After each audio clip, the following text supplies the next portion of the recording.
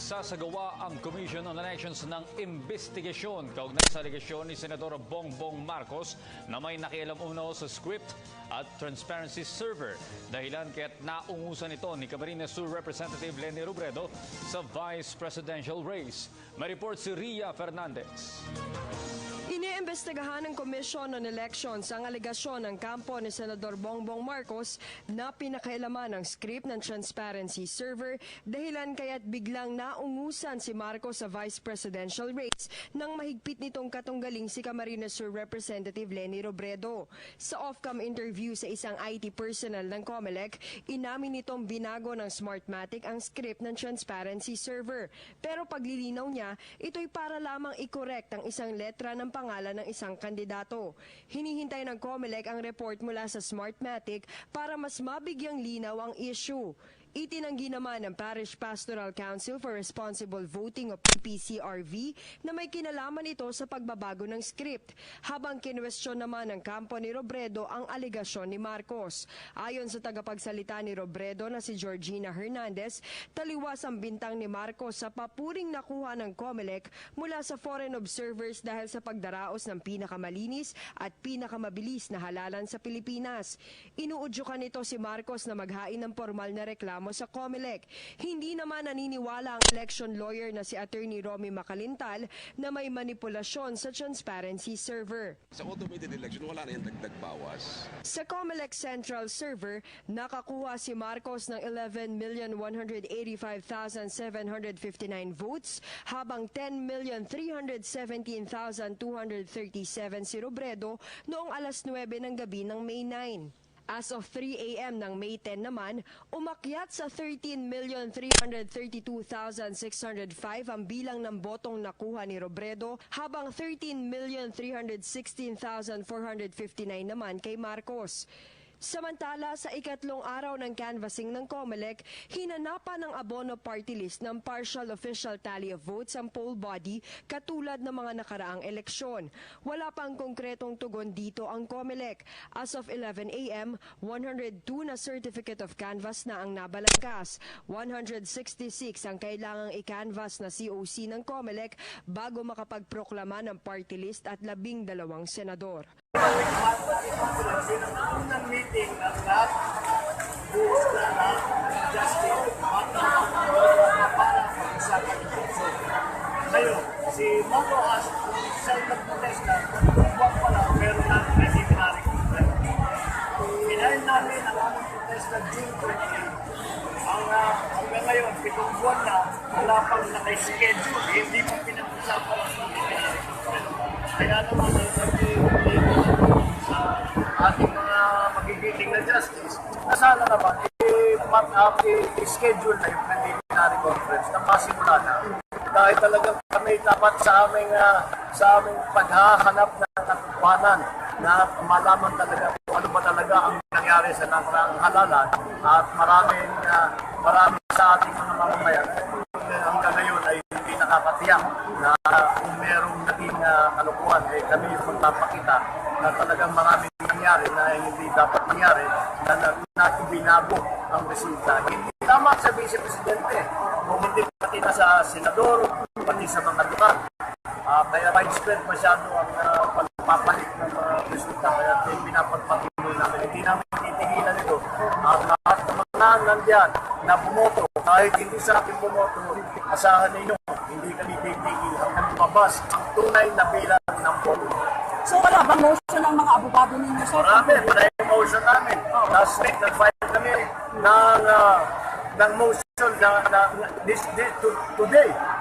Yesterday, nag-file din kami ng motion para bilisan. Meron din kami motion na para i-preserve yung ebidensya.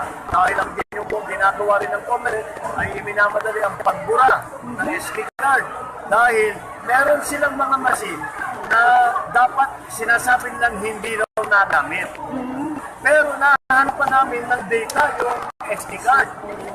Ang ngayon ng COMELEC at saka Smartmatic gustong burahin. Hindi nga namin kaya nga, nandiyan, kaya nandiyan yung ebidensya yan na yung sinasabi ninyong hindi ginamit na BCM, sa katotohanan, yan ang ginamit para palitan ang resulta.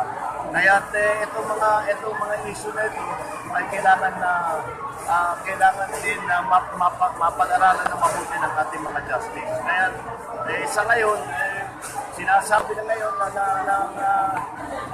ng kampo, kami na, sabi nila, ano-ano, na kailangan daw tapusin lang na yung mga motion. File sila ng file ng motion at sinasabi, kailangan tapusin yung motion bago mag-eliminate ng Congress. Halatang-halata naman na palagay ko, running scared na sila. Nakita nila ang ibay-ibay ng ebidensya na unang-una sa ibang lugar hindi nagkaroon ng halalan. Sa maraming lugar ay binago ang Sir, anong pinakalas po natin sa election protest natin? Anong pinakalas po natin? Yung ebidensya, marami kaming nakita. At saka marami rin mga lumabas na tiga-smart, mga tiga-communist.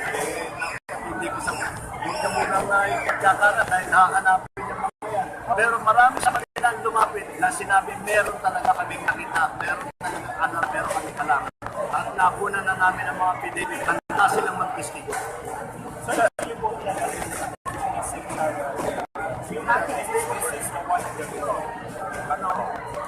It has not been offered to me. It cannot be offered to me. The one-year plan is given to me. Chismis lahat yan. So ano lang ang reaction niyo kung sa Alex or Lenny? Ano na namin na doon? Matagal na namin sinasabi. Ito na ngayon. Naalala ninyo, noong mga 1 month bago mag-election, ako na yung nagsabi tungkol sa plan. Ngayon, hindi lang siya nagsasabi, hindi galing sa mga sulat nila mismo. Kaya meron po na maliwanag. Nagbalin si Duterte, nagay ng mga FP, sa paniniwala nila, sila lang ang pwedeng lumutong. Hindi maaaring kahit masino pa, hindi sila. Hindi nila iniisip ang kapakanan ng taong bayan. Iniisip nila ang kapakanan ng partido. Kaya yan ang kaibahan ng ating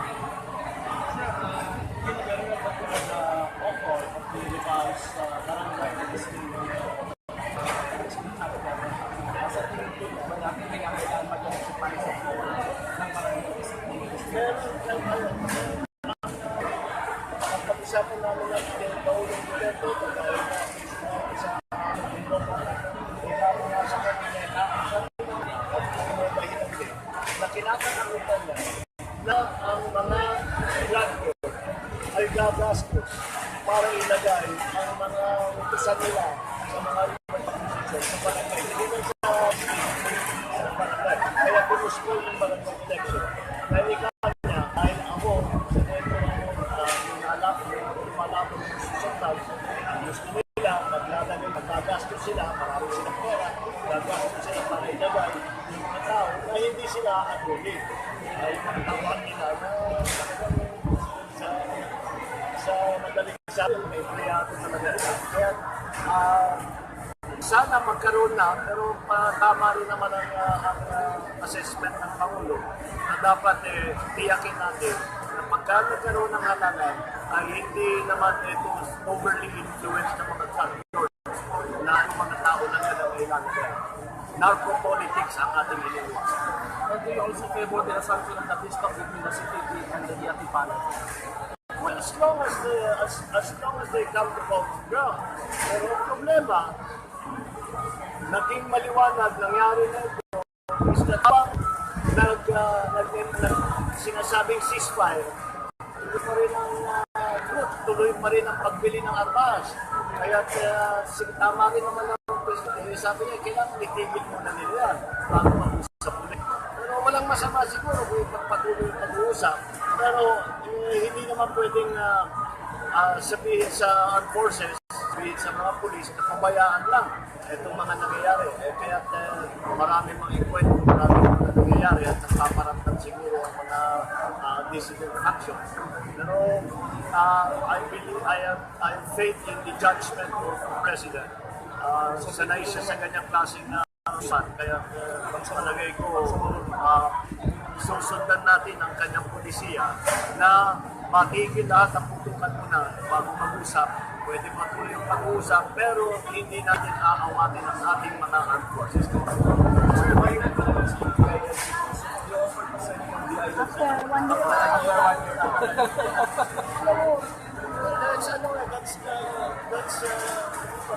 Wala pang 1 year.